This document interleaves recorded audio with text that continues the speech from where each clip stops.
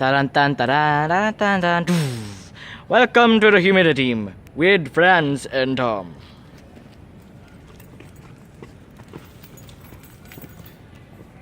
OMG! It's so hot! Are you referring to me, Franz? Of course not, Tom. I'm referring to humidity, not you. We're from a science school. You should know that. Oh, alright then. We are the Humiditeam, And we're gonna tell you all about humidity. Going back to what you said earlier, Franz, what is humidity anyway? Well, you see, humidity is the amount of water vapor in the air. There are two types of humidity, the absolute humidity and the relative humidity. But what's the difference between the two? You see, absolute humidity is the mass of water vapor in the air.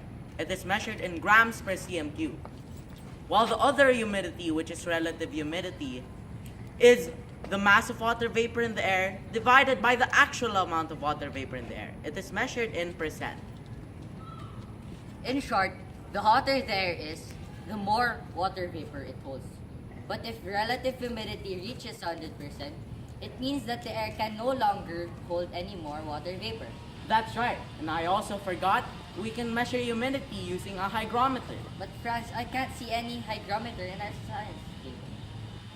That's why our experiment is going to be making wet bulb and dry bulb thermometers to measure the humidity. We're gonna need cotton balls, a strong tape, two identical mercury thermometers, cardboard about 10 inches long, and a fan. We're also gonna need warm water and rubber bands too. Use the tape to secure the thermometers on the cardboard. They should be 5 inches apart and an inch below the cardboard. Next, we need to dip the cotton balls inside the warm water. Use the tape to secure the cotton balls at the bulb of the thermometer.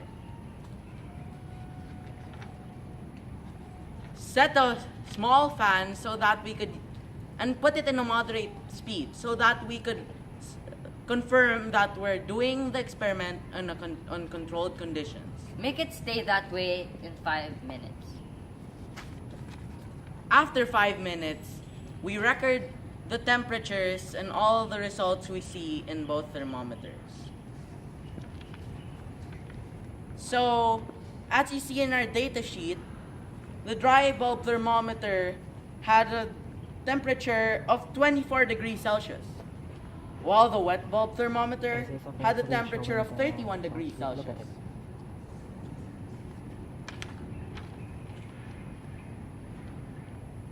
This means that though the air can still hold water vapor since it's still 49%. So, what's the relation of these bulbs with life? As you see, Franz, the air temperature did not change, but you should have noticed a lower temperature from the wet bulb. This is because as the cotton balls were drying, some water were evaporating. Oh! So when the warm water evaporated, it added up to the amount of water vapor. So if it's like that, that's why it still won't rain, since the air could still sustain the amount of water vapor. Thank you. Now I know all about humidity. We are the humidity. Signing off. Taran-tan, taran-tan.